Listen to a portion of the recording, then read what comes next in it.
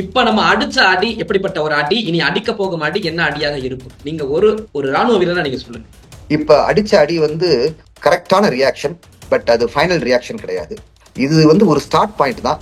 நான் சொன்னேன் ஆல்ரெடி, நம்ம புள்ளி வச்சிருக்கிறோம், இந்த புள்ளியை வச்சு கோலம் போடணும். பட் ஆக்சுவலி அவங்கள முடிக்கணும்னா என்ன செய்யணும்னா, டெரரிஸ்டுக்கு சப்போர்ட் பண்ற அனைத்து சிஸ்டத்தையும் என்ன செய்யணும், நம்ம கட் பண்ணணும். இது பியூர்லி ஒரு Indian defensive manure. Pahalgam tourist நம்ம கொடூரமா தாக்குதல் செஞ்சதுக்கு நாங்க என்ன செய்வோம், அவங்கள ஹண்ட் பண்ணுவோம், வேட்டையாடப்படுவார்கள் என்று உள்துறை அமைச்சரும் பிரைம் மினிஸ்டர் சொன்னதனுடைய ஃபைனல் பாயிண்ட் தான் இந்த அட்டாக். லைன் ஆஃப் கண்ட்ரோல் என்று கூறக்கூடிய எல்லை கட்டுப்பாட்டு இடங்கள் இருக்கிற ஜம்மு அண்ட் காஷ்மீர் ஏரியாவில் இருக்கிற, அதாவது ஜம்முல இருந்து வேலியிலிருந்து to some extent up to China border வரலும் இருக்கிற இடங்களை பாகிஸ்தான் ராணுவம் ஹீட்டப் பண்ணிடுச்சு. எந்த இடத்துலையும் எந்த நேரத்திலையும் எந்த முறையிலையும் எதிராளி நம்மளை தாக்க முடியும். இந்த மாதிரி சூழ்நிலையில பாகிஸ்தான் சீனாவோட கைகோர்த்து ஏதும் தாக்குதல் ஈடுபட வாய்ப்பு இருக்கா? நம்ம முன் வாசல்ல பகையை சமாளிக்கும் போது பின் வாசலை நம்ம ஒரு கண் வச்சுக்கணும். ஆகவே இன்ஃபேக்ட் மிலிட்ரி திங்கர்ஸ் இதெல்லாம் செய்வாங்கன்னு நினைக்கிறேன்.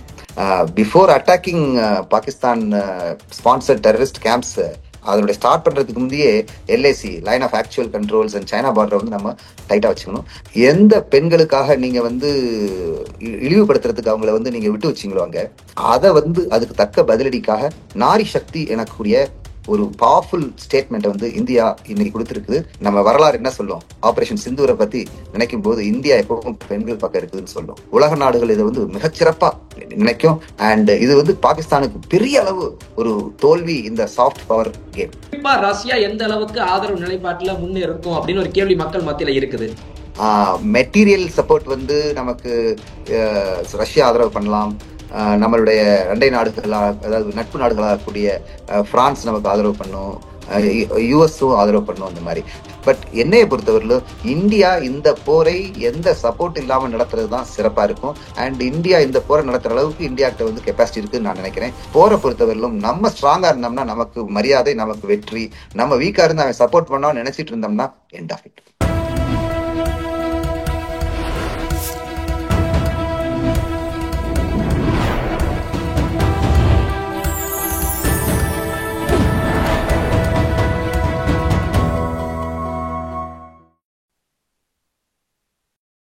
சேனல் 5 தமிழ் நேயர்களுக்கு வணக்கம். இன்றைய நேர்காணலில் நம்மோடு இணைந்திருப்பவர் லெப்டினன்ட் கர்னல் முருகானந்தம் அவர்கள். வாருங்கள், அவரோடு பேசுவோம். சார் வணக்கம். வணக்கம் சார். ஆபரேஷன் சிந்தூர் வெற்றிகரமா நடத்தி முடிச்சிருக்காங்க. நள்ளிரவு 1:44. எப்படிப்பட்ட ஒரு தாக்குதலா இந்த ஒரு தாக்குதல் நம்ம பார்க்கலாம்? இந்திய ராணுவம், தரைப்படை, விமானப்படை மற்றும் கடல் படை 3 படைகளும் சேர்ந்து combined coordinated attack on terrorist camp, தீவிரவாதிகளுடைய தங்குமிடம், பயிற்சியிடம் மற்றும் பாகிஸ்தான் ஆதரவு பெற்று வந்த புகலிடங்களை கிட்டத்தட்ட 9 இடங்களை 24 டார்கெட்ஸோட வச்சு அட்டாக் பண்ணியிருக்கிறாங்க. இந்த attack stand off missile attack. அதாவது மக்கள் போய் சுட்டு அல்லது பீரங்கி குண்டு போட்டு பட்டதில்லை, ஸ்டாண்ட் ஆஃப் மிசைல் அட்டாக். நம்ம பார்டருக்கு உள்ளுக்கு இருந்து நம்மளுடைய அனைத்து போர் விமானங்கள் பியாண்ட் விஷுவல் ரேஞ்ச் மிசைலை லான்ச் பண்ணி ஸ்டாண்ட் ஆஃப் அட்டாக் பண்ணியிருக்கிறாங்க. இது பியூர்லி ஒரு இந்தியன் டிஃபென்சிவ் மேனுவர். இது ஆக்கிரமிப்பு செயல் கிடையாது. இந்திய கவர்மெண்ட் சொன்ன மாதிரி நாம் பஹல்காம் டூரிஸ்ட் நம்ம கொடூரமா தாக்குதல் செஞ்சதுக்கு நாங்க என்ன செய்வோம், அவங்கள ஹண்ட் பண்ணுவோம், வேட்டையாடப்படுவார்கள் என்று உள்துறை அமைச்சரும் பிரைம் மினிஸ்டர் சொன்னதனுடைய ஃபைனல் பாயிண்ட் தான் இந்த அட்டாக். ஃபர்ஸ்ட்லி இந்த அட்டாக் ஒரு start point of charting out the terrorist. இது ஒரு ஃபெனாலிட்டி கிடையாது. ஸோ இந்திய மக்களும் தமிழக மக்களும் இந்த மாதிரி பல விஷயங்கள் ஆகுங்கிறதுக்கு நம்ம தயாராகிடணும். 2வது பாயிண்ட். 3வது பாயிண்ட் இந்த அட்டாக்கை வச்சு நிறைய வதந்திகள் நிறைய சோசியல் மீடியாலையும் சரி, ட்வீட்லையும் சரி போயிட்டு இருக்குது. அதெல்லாம் மக்கள் யாரும் நம்பாம கவர்மெண்ட் ஆஃப் இந்தியா அபிஷியல் சேனல்ல இருந்து, Indian army, Indian navy, air force official tweet handle இருந்து என்ன வருதோ அதை மட்டும் நம்பி அதுக்கு தகுந்த மாதிரி நம்மளுடைய விஷயங்களை பாதுகாத்துக்கணும். ஸோ இதுதான் நான் நேயர்களுக்கு சொல்ல வேண்டிய விஷயம். சார், குறிப்பா 9 இடங்கள்ல 4 இடங்கள் பாகிஸ்தான் நாட்டுக்கு உட்பட்ட இடங்கள். இப்போ நம்ம நேரடியாக அவங்க இடத்துக்குள்ளே புகுந்து அடிக்கிறோம் அப்படின்னா இது ஒரு போர் பதற்றத்துக்கு அடுத்து பாகிஸ்தான் திரும்ப அடிப்பாங்க அப்படின்னு ஒரு எதிர்பார்ப்போட இருக்க வேண்டிய சூழ்நிலையை நம்ம தள்ளப்படுறோமோ? இதுல தள்ளப்படுறதுக்கு ஒன்றும் பெரிய விஷயம் கிடையாது. ஆல்ரெடி அவங்க அவங்க லெவல்ல ஹாஸ்டிலிட்டிஸ் ஆரம்பிச்சிட்டாங்க. லைன் ஆஃப் கண்ட்ரோல் என்று கூறக்கூடிய எல்லை கட்டுப்பாட்டு இடங்கள் இருக்கிற ஜம்மு அண்ட் காஷ்மீர் ஏரியால இருக்கிற அதாவது ஜம்முல இருந்து வேலியில இருந்து to some extent up to China border வரலும் இருக்கிற இடங்களை பாகிஸ்தான் ராணுவம் ஹீட்டப் பண்ணிடுச்சு. அதுக்கு பதிலடியாக நம்ம ராணுவமும் என்ன செய்யுது, fire exchanges, artillery battle duels எல்லாம் ஆரம்பிச்சிருச்சு. ஆர்ட்லரி பேட்டில் டியூவல்னா அவங்க குண்டு போடுவாங்க நம்ம இடத்துல, திருப்பி நம்ம என்ன செய்வோம், பதுங்கி இருந்துட்டு திருப்பி நம்ம அவங்கள மேல குண்டு போடுவோம். இதுதான் ஆர்ட்லரி டியூவல்ங்கிறது. இது ஆல்ரெடி ஆரம்பிச்சிருச்சு. And in fact certain civilian casualties கூட பாகிஸ்தான் ஆர்ட்லரி அட்டாக்னால ஆயிருக்குது. அதுவும் ஒரு மிகுந்த கண்டனத்துக்குரியது. ஆகவே இதெல்லாம் flow of activities once yesterday's midnight attack அப்புறம், மிசைல் அட்டாக் அப்புறம். ஸோ இது எதிர்பார்க்கிறது தான். இந்த எதிர்பார்ப்புக்கு தான் நம்ம பிரதம மந்திரியும் சரி, உள்துறை அமைச்சகத்திலிருந்து என்ன வந்திருந்தது, போர் ஒத்திகை நடவடிக்கை எடுக்கணும்னு 7ஆம் தேதி வந்திருந்தாங்க. ஸோ அதனால இது ஒரு கரெக்டான, சோஃபார் சோ குட். அது எந்த சந்தேகமும் இல்லை. இனிமேல் நம்ம என்ன செய்யணும், நம்ம அலர்ட்டா இருந்து, ஏதோ நம்ம அட்டாக் பண்ணிட்டோம் எல்லாம் நம்ம ஜெயிச்சிட்டோங்கிற ஒரு ஒரு ஒரு ப்ரௌட் ஃபீலிங் இல்லாம நம்ம என்ன செய்யணும், அலர்ட்டா இருந்து ரெஸ்பெக்ட் ஆல் சஸ்பெக்ட் ஆல், அந்த மாதிரி அந்த கான்செப்ட்ல நம்ம என்ன செய்யணும், அனைத்து தரப்புகளும் ஒன்றா இருந்து போராடணும். போராட்டி இந்த போர்ல, இந்த தீவிரவாதத்துக்கு அகைன்ஸ்டா இருக்கிற போர்ல தனக்குரிய பங்கை ஒவ்வொருத்தங்களும் செஞ்சு இதை ஜெயிக்க வைக்கணும். நம்மளுடைய தலைவர்களையும் நம்முடைய ராணுவத்தையும். இது ஒரு முக்கியமான விஷயம். ஓகே சார், இந்த தாக்குதலுக்கு பிறகு திரும்ப பாகிஸ்தான் தாக்குதலுக்கு முற்படலாம் அப்படின்ட்டு தான் எல்லாருமே பார்த்துட்டு இருக்கோம். ஸோ திரும்ப பாகிஸ்தான் தாக்கும் பட்சத்துல இது என்ன மாதிரியான ஒரு சூழலை நோக்கி போகும்னு நினைக்கிறீங்க? நம்ம குறிப்பா நம்ம இப்ப தமிழ்நாட்டுல சென்னையில இருக்கோம், நம்ம நினைச்சிட்டு இருக்கோம் அங்கதான் பிரச்சனை நடந்துட்டு இருக்கு, போர் அங்கதான், நமக்கு எந்த பிரச்சனையும் இல்லை, நம்ம சேஃபா இருக்கோம் அப்படின்ற ஒரு எண்ணப்பாட்டுல இங்க இருக்காங்க. அந்த எண்ணப்பாடு கரெக்டா ஃபர்ஸ்ட்? ஃபர்ஸ்ட் ஆஃப் ஆல் அது ரொம்ப தப்பான நிலைப்பாடு. எனக்கு ரொம்ப வருத்தம் என்னன்னா, கவர்மெண்டல் சப்போர்ட் இந்த இன்ஃபர்மேஷன் ப்ரோக்ரஷனுக்கு இல்லைங்கிறது ரொம்ப வருத்தமான விஷயம். இன்ஃபேக்ட் கவர்மெண்ட் இன்னும் ப்ரோஆக்டிவா இருக்கணும். தமிழ்நாடு கவர்மெண்ட் இன்னும் ப்ரோஆக்டிவா இருக்கணும். அந்த மக்களை சென்சிடைஸ் பண்ணணும், கேம்பெயின் பண்ணணும், இன்ஃபர்மேஷன் கேம்பெயின் பண்ணணும். இந்த மாதிரி நம்ம யாரு என்ன எதிர்பார்க்கிறோம், என்ன சென்ட்ரல் கவர்மெண்ட் செய்யுங்கிறத நம்ம மக்களுக்கு கொண்டு போகணும். இது ரொம்ப ரொம்ப முக்கியம். I am afraid that we are not proactive adequately நம்ம அட்மினிஸ்ட்ரேஷன். பட் ஓகே, இன்னும் கொஞ்சம் கொஞ்சம் டைம் ஆக அவங்களும் புரிஞ்சுப்பாங்க. ஏன்னா எந்த ஒரு ஸ்டேட் கவர்மெண்ட்டும் தூரமா இருக்கிறதுனால கொஞ்சம் டிஃபரன்ஸ் இல்லைன்னு. பட் என்னைக்கு நம்ம குளோபலைசேஷன்ங்கிற உலக வர்த்தக மயமாக்கணுமோ, என்னைக்கு லாங் ரேஞ்ச் வெப்பன்ஸ் வந்துச்சோ, என்னைக்கு மேரிடைம் த்ரெட் எல்லா பக்கமும் வந்துருச்சோ, அன்னைக்கே தமிழகத்துல அந்த ஐசோலேட்டட் ஃபீலிங், இந்த குஷினஸ் ஆஃப் ஐசோலேட்டட் கம்ஃபர்ட்ங்கிறது முடிஞ்சிருச்சு. இன்னைய டேட்டுக்கு தமிழகத்தை யாராலையும் அதாவது தனிமைப்படுத்தி வச்சு இது பண்ண முடியாது. அண்ட் நம்ம எனக்கும் கொஞ்சம் வருத்தமா தான் இருக்குது. நம்ம மெயின் ஸ்ட்ரீம்ல என்ன வரவே மாட்டேங்கிறோம். மெயின் ஸ்ட்ரீம் மீடியால என்ன விஷயங்கள் போது அது தமிழ்நாட்டு மீடியால கிடைக்க மாட்டேங்குது. தமிழ்நாட்டு மீடியா அது வேற ஒரு ஆங்கிலேயே போயிட்டு இருக்கிறாங்க. இது கொஞ்சம் இதுல இருந்து மாறிக்கணும் நம்ம. ஏன்னா உலக வர்த்தமயமாக்குதல், long range weapons, beyond visual range activities, 360 degree threat இருக்கும்போது நம்மளும் அதுக்கு தகுந்த மாதிரி நம்மளை தயார் பண்ணிக்கணும். அந்த மகாபாரத் போர் காலத்துல என்ன இருந்தது, ஒரு சண்டை போடுற ராணுவமும் இன்னொரு சண்டை போடுற ராணுவமும் தான் மோதிச்சு. அதுக்கப்புறம் என்ன ஆயிடுச்சு, முகலாயர் காலத்துல ராணுவ நடவடிக்கை எடுக்கும் போது மட்டும்தான் என்ன வந்தது, ஆக்டிவிட்டி இருந்தது. பட் இன்னைக்கு அப்படி கிடையாது. எந்த இடத்துலையும், எந்த நேரத்திலையும், எந்த முறையிலையும் எதிராளி நம்மளை தாக்க முடியும். ஸோ அதனால தமிழக மக்கள் ஒன்றும் செய்ய வேண்டியதில்லை, ஒன்றும் கஷ்டப்பட வேண்டியதில்லை, ஒன்றும் பாடுபட வேண்டியதில்லை. But we should be sensitised. நமக்கு இன்ஃபர்மேஷன் கரெக்டாக வந்துட்டு இருக்கணும். We should be ready for any kind of eventualities ஆகணும். அண்ட் நாடு என்ன செய்யுதோ அதை 100% சப்போர்ட் பண்றதுக்கு நம்ம தயாரா இருக்கணும். ஓகே சார், நம்ம இந்த நைட்டு நடந்த தாக்குதலுக்கு பிறகு இன்றைய காலையில முதல் ஆதரவாக இஸ்ரேல் நமக்கு ஆதரவு கொடுத்தாங்க, இந்தியாவுடைய தாக்குதல் சரின்ற மாதிரி. ஆனா அண்டை நாடான சீனா அவருடைய அறிக்கையை பார்க்கும்போது பாகிஸ்தானுக்கு ஆதரவான நிலைப்பாட்டில் இருக்க மாதிரி இருக்கு. இந்த மாதிரி சூழ்நிலையில பாகிஸ்தான் சீனாவோட கைகோர்த்து ஏதும் தாக்குதலில் ஈடுபட வாய்ப்பு இருக்கா? Yes, you brought a very valid point, mister Aravind. அதாவது போர்ல எதையுமே நம்ம ரூல் அவுட் பண்ணக்கூடாது. நம்ம முன் வாசல்ல பகையை சமாளிக்கும் போது பின் வாசலை நம்ம ஒரு கண் வச்சுக்கணும். ஆகவே இன்ஃபேக்ட் மிலிட்ரி திங்கர்ஸ் இதெல்லாம் செய்வாங்கன்னு நினைக்கிறேன். Before attacking Pakistan sponsored terrorist camps, அதனுடைய ஸ்டார்ட் பண்றதுக்கு முந்தையே LAC, line of actual controls and China பார்டரை நம்ம டைட்டா வச்சுக்கணும். பட் இந்த பிரசன்ட் சினாரியோ என்னுடைய அதாவது என்னுடைய அனுமானத்தின்படி, என்னுடைய அசஸ்மெண்ட் படி சைனா வந்து ஜாஸ்தி இன்வால்வ் ஆகாது. பட் கொலூசிவ் சப்போர்ட், மறைமுகமா பாகிஸ்தானுக்கு சப்போர்ட் பண்ணும். ஃபார் எக்ஸாம்பிள் யூஎன்ல வந்து ஒரு வீட்டோ வந்ததுன்னா அவங்களுக்கு அன்ஃபேவரபிள் வந்ததுன்னா சைனா தன்னுடைய வீட்டோ பவரை யூஸ் படுத்தி என்ன செய்யும், ரெசல்யூஷனை வந்து பாகிஸ்தானுக்கு ஆதரவா செய்யலாம். அல்லது technical man power, technical equipment கொடுத்து ஆதரவா செய்யலாம். பட் அவங்க வந்து சைனா வந்து டைரக்டா நம்மளை வந்து அக்ரெசிவ் ஸ்டான்ஸ் எடுக்கிறதுக்கு சான்ஸ் கம்மின்னு நினைக்கிறேன். சார், இந்த தாக்குதல்ல குறிப்பா பார்க்கப்படுறது ஆபரேஷன் சிந்தூர். சிந்தூருக்கு அவர் கொடுத்த விளக்கம் நமக்கு தெரியும். 26 பேர் இறந்தாங்க, அவருடைய மனைவிகளுடைய குங்குமத்தை அழிச்சிங்க, அதுக்காக ஆபரேஷன் தான் இதுன்ற மாதிரி ஒரு ஒரு பார்வையா பார்க்க முடியுது. குறிப்பா இன்றைக்கு அந்த தாக்குதலை குறித்து அந்த தகவலை நமக்கு கொடுத்தது 2 பெண் ராணுவ அதிகாரிகள். இந்த இடத்துல பெண்மைக்கான முக்கியத்துவத்தையும் இந்த அரசு நுண்ணிப்பா மக்கள் மத்தியில கொண்டு போய் காட்டுதோ? தீவிரவாதிகள் 22 ஏப்ரல் பஹல்காம்ல அவை கொண்டெடுத்து போன சிங்கிள் பாயிண்ட் என்னன்னா, நான் இந்துவையும் இந்து ஆண்களையும் கொல்லுவேன்னு கொண்டு போனா, அதற்கு மிக சரியான பதிலடி என்னன்னா, எந்த பெண்களுக்காக நீங்க வந்து இழிவுபடுத்துறதுக்கு அவங்கள வந்து நீங்க விட்டு வச்சீங்களோ, அங்க எந்த பெண்களை வந்து இழிவுபடுத்தணுங்கிற மாதிரி நோக்கத்துல நீங்க மூவ் பண்ணீங்களோ, அதை வந்து அதுக்கு தக்க பதிலடிக்காக நாரி சக்தி எனக்கூடிய ஒரு பவர்ஃபுல் ஸ்டேட்மெண்ட் வந்து இந்தியா இன்னைக்கு கொடுத்துருக்குது. ஒன்னு operation Sindoor, it's what is there in name அப்படின்பாங்க. ஷேக்ஸ்பியர்ட்ட கேட்டா everything is there in the name தான். What is there in the name, everything is there in the name.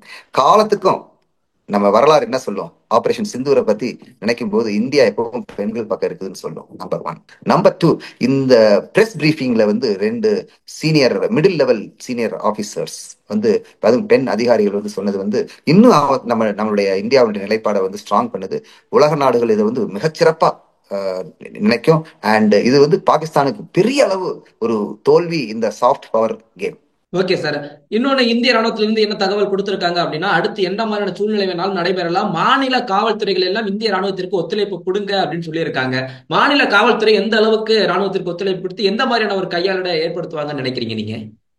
இந்த இந்த இன்ஸ்ட்ரக்ஷன்ஸ் வந்து especially burdening to border districts and border states ஆகக்கூடிய Gujarat, Rajasthan, Punjab, Jammu Kashmir and இந்த பக்கம் இருக்க பார்டர் டிஸ்ட்ரிக்ட் ஆகக்கூடிய உத்தரகண்ட், உத்தரப்பிரதேசம், சிக்கிம், அருணாச்சல் பிரதேஷ் இந்த மாதிரி, அண்ட் பங்களாதேஷ் பார்டர் டிஸ்ட்ரிக்ட் ஆகக்கூடிய ஒரு பங்களாதேஷ், இந்த பக்கம் பீகார், இந்த இந்த டிஸ்ட்ரிக்ட்ஸ், இந்த டிஸ்ட்ரிக்ட்ஸ் இருக்கிற விஷயங்கள்ல வந்து ஃபர்ஸ்ட்லி அலர்ட்னஸ். எந்த ஒரு இராணுவமும் லோக்கல் சப்போர்ட் இல்லாம அதனால சிறப்பா செய்ய முடியாது. அந்த லோக்கல் சப்போர்ட்டை வந்து எடுக்கிறதோ, அந்த லோக்கல் சப்போர்ட்டை கொடுக்கறதோ, அதுல மாநில காவல்துறைக்கு பெரிய பங்கு இருக்குது. அண்ட் ப்ரொசீஜரலி இந்தியன் சிஸ்டம்ஸ் ரொம்ப காம்ப்ளெக்ஸ் சிஸ்டம்ஸ். அதை வந்து மாநில காவல்துறை சப்போர்ட் இருந்ததுன்னா ராணுவம் இன்னும் பெட்டரா செய்யும். இப்போ எடுத்துக்காட்டா ஜம்முங்கிற ஒரு இடம், அங்க வந்து ஒரு பார்டர் ஸ்கர்மிஷ் அங்க இருந்து பாகிஸ்தான்காரங்க என்ன செய்யறாங்க, என்ன பண்றாங்க, அட்டாக் பண்றாங்க. உடனே அந்த அந்த வில்லேஜை வந்து எவாக்குவேட் பண்ணி வேற இடத்துக்கு போகணும், அந்த வில்லேஜ்ல பார்டர் செக்யூரிட்டி ஃபோர்ஸ் ராணுவம் வரணும் அப்படின்னம்னா, அப்ப காவல்துறையினுடைய இன்வால்மெண்ட் ரொம்ப முக்கியமா இருக்குது. அப்ப காவல்துறை வந்து முரண்டு பிடிச்சதுன்னா ராணுவ ஆக்டிவிட்டிஸ் தடைப்படும். அந்த மாதிரி ஆகாம இருக்கிறதுக்கு தான் உள்துறை அமைச்சகமும் சரி, இந்திய ராணுவமும் சரி என்ன செஞ்சிருக்குது, 100% support from police forces, armed police forces இதெல்லாம் தேவைன்னு சொல்லியிருக்குது. இன்னும் வார் எஸ்கலேஷன் ஆக ஆக்சிலரி ஃபோர்ஸஸையும் நம்ம வந்து இன்வால்வ் பண்ணுவோம். இன்னும் வார் எக்ஸ்கலேஷன் ஆக சிவிலியன்ஸ் இன்வால்வ் பண்ணுவோம். ஸோ ஆல்ரெடி அங்க ஜம்மு காஷ்மீர்ல நீங்க பார்த்துருக்கலாம், விஷுவல்ஸ் எல்லாம் வருது.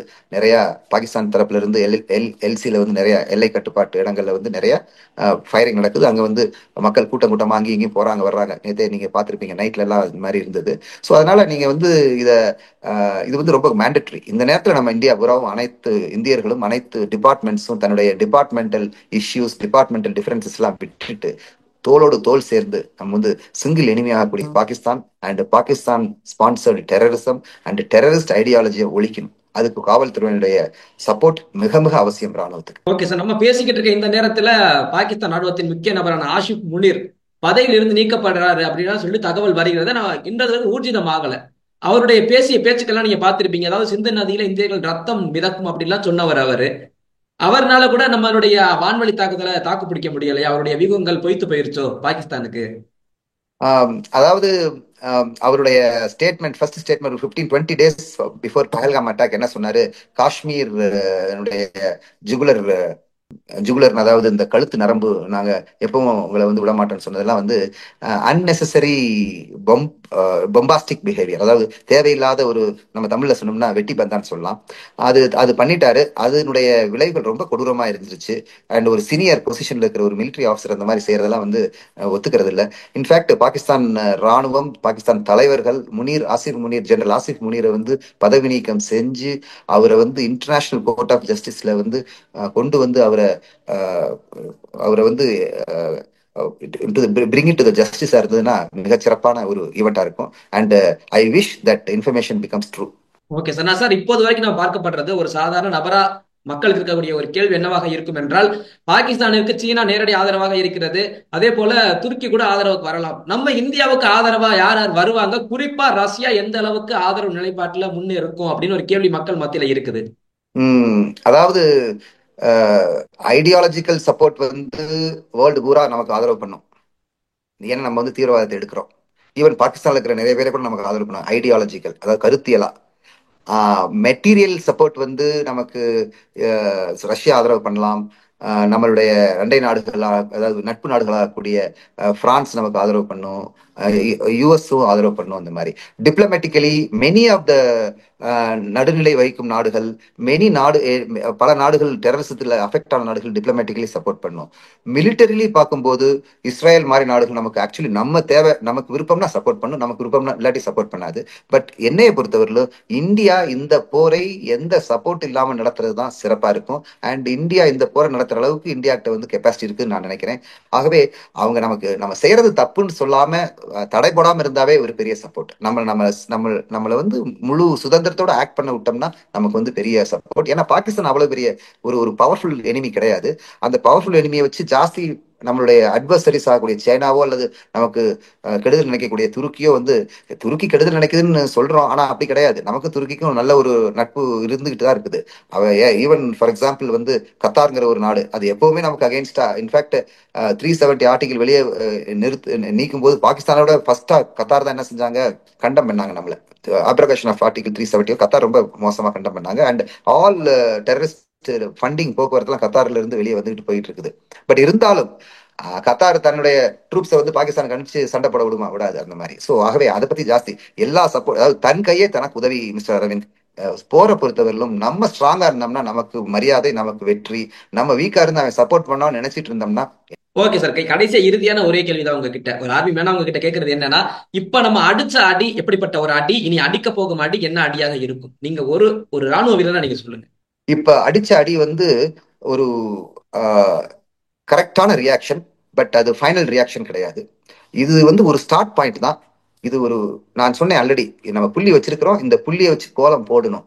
கோலம் போட்டாதான் பாகிஸ்தான் அடங்கும். இல்லாட்டி இந்த டெரரிஸ்ட் கேம்ப்ல அட்டாக் பண்றது, அதுக்கப்புறம் அங்கிருந்து திருப்பி அவங்க வர்றது, அப்புறம் திருப்பி இன்னொரு டெரரிஸ்ட் கேம்பை கிரியேட் பண்றதெல்லாம் வந்து சாதாரண விஷயம்தான். அது வந்து பெரிய விஷயம் கிடையாது.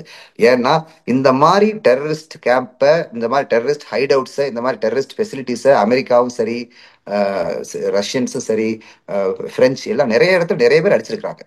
Stand off attack is okay, அது வந்து ஒரு சிக்னலிங் தான். பட் ஆக்சுவலி அவங்கள முடிக்கணும்னா என்ன செய்யணும்னா, டெரரிஸ்டுக்கு சப்போர்ட் பண்ற அனைத்து சிஸ்டத்தையும் என்ன செய்யணும், நம்ம கட் பண்ணணும். டெரரிஸ்ட் சப்போர்ட் பண்றது இன்டர்னலா இருந்தாலும் சரி, எக்ஸ்டர்னலா இருந்தாலும் சரி, அந்த தாட் ப்ராசஸையே வந்து என்ன செய்யணும், எடுக்கணும். அப்பதான் நம்மளால வந்து தீவிரவாதம்ங்கிற ஒரு நோயில இருந்து நம்ம வெளியே வர முடியும். அண்ட் இந்த அடி ஒரு சுரு பாயிண்ட், ஸ்டார்ட் பாயிண்ட் தான். இதுல இருந்து இன்னும் நிறைய நம்ம வந்து பிளான் பண்ணி செய்யணும். செஞ்சாதான் நம்மளால என்ன செய்ய முடியும், தீவிரவாதத்துல இருந்து வெளியே வர முடியும். எங்களுடைய பல்வேறு கேள்விகளுக்கு உங்கள் நேரத்தை ஒதுக்கி பதில் தந்தமைக்கு ரொம்ப நன்றி சார். தொடர்ந்து பேசுவோம். தேங்க்யூ.